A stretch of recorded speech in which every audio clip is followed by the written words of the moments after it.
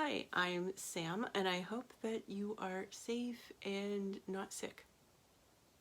But in case you need some entertaining because you're in isolation or under quarantine, here's a list of books that hopefully won't freak you out because they're about pandemics and such. So I actually have a list of 7 books that I'm going to not review. I love all these books, so they're here because I recommend them.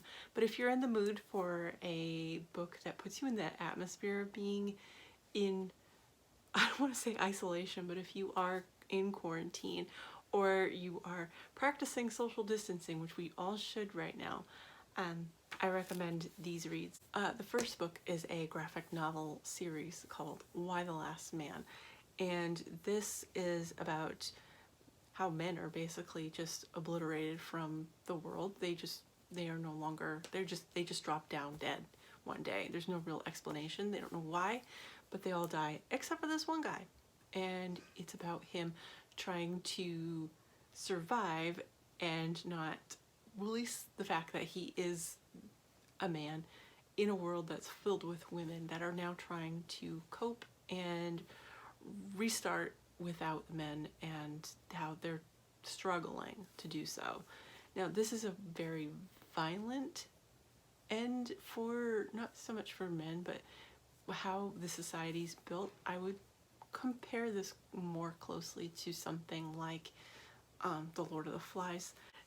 In the same realm, there's also Woman World, which is also about men, the male chromosome being wiped out, and the beginning of the book discusses how that happens and how it's like something that slowly happens and evolves over time.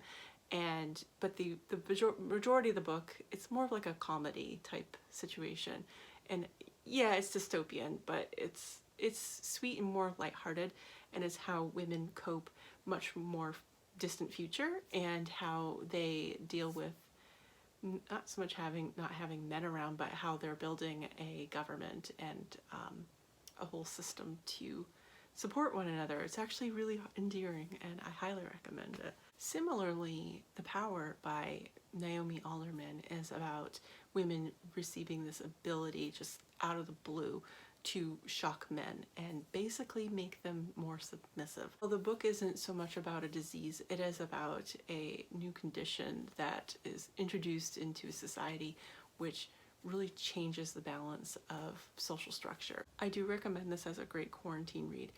However, there is a very violent rape scene that I would forewarn you about, and it's about like 2/3 of the way through the book, and it is alarming, so just bear that in mind. Very recent release, Rory Powers, Wilder Girls. This book actually is about a quarantine of a all-girls school off the coast of Maine. This book does similarly reflect how the government is failed and how they are not really doing enough to help out, even as it's a small group of girls, but it makes no difference. They're not doing enough to reach out and assist them.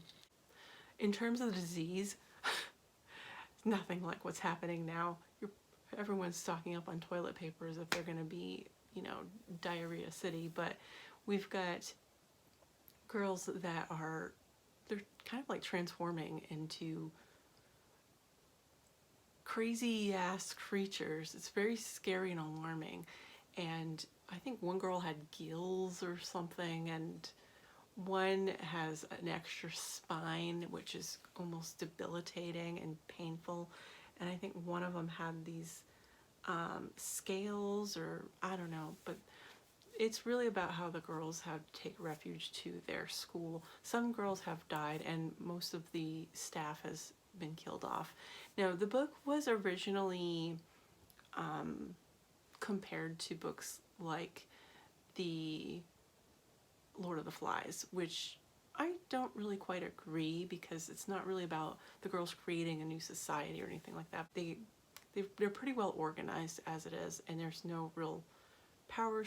There's some power struggle, I guess, but it's not really about the formation of a society. In the same realm, I would pair this book off with Jeff Vandermeer's Annihilation. The first book follows a biologist, and she is sent into this, there's been a catastrophic event at the coast of Florida, and it's like a bubble or something that, and there's things going on that they can't tell what is going on, and they're trying to study it.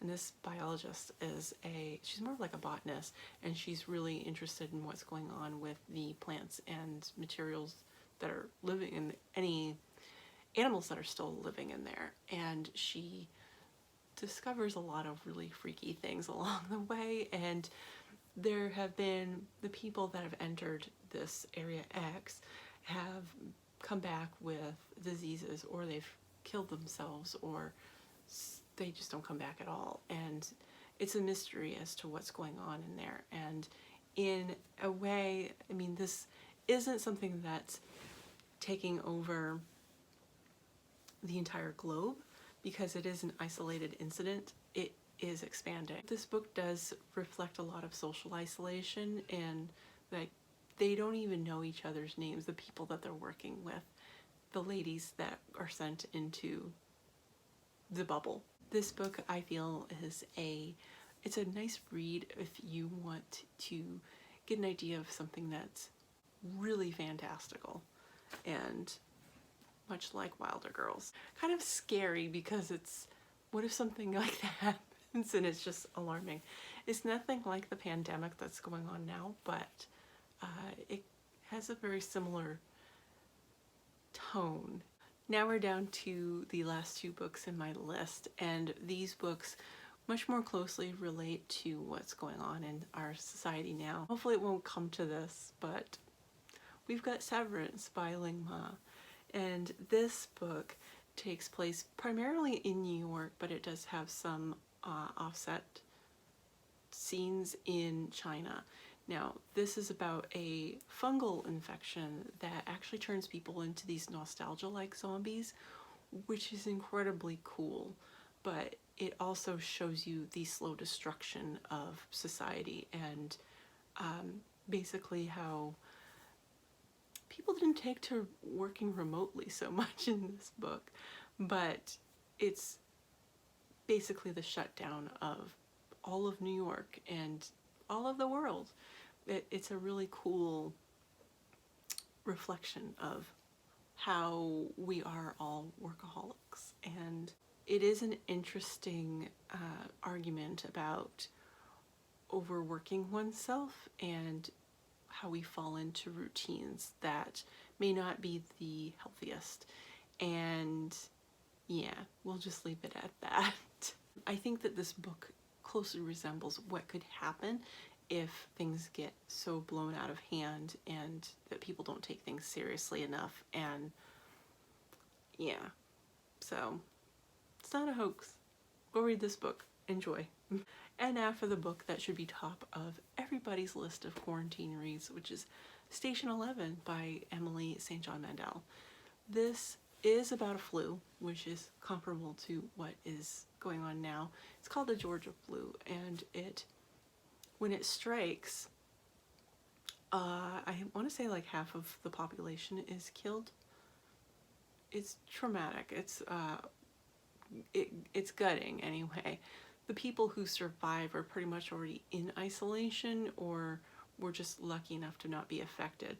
However, the power grid goes down. We all have to settle back into states of hunter-gatherer, basicay.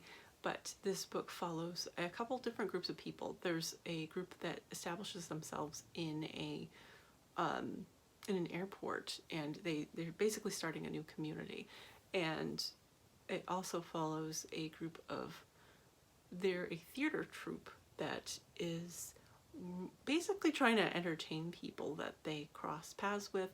So they're trading their services for help. The core of this book, there is a graphic novel. It's not a physical book that's in the book, but about being isolated in I want to say underwater. It's either underwater or in space, and it's called Station 11, and it's it reflects the isolation that people have, and to be in quarantine, to like being forced into situations like this. And there's always hope that there's a light at the end of the tunnel, and I highly recommend this book just for that alone. And it's I mean, it's a damn good read. That's it for my little quarantine list. If there are any books that you recommend, just leave a little love note down in the comments below. And as always, you should be washing your hands and stay safe, because I'd like to see you back here sometime soon.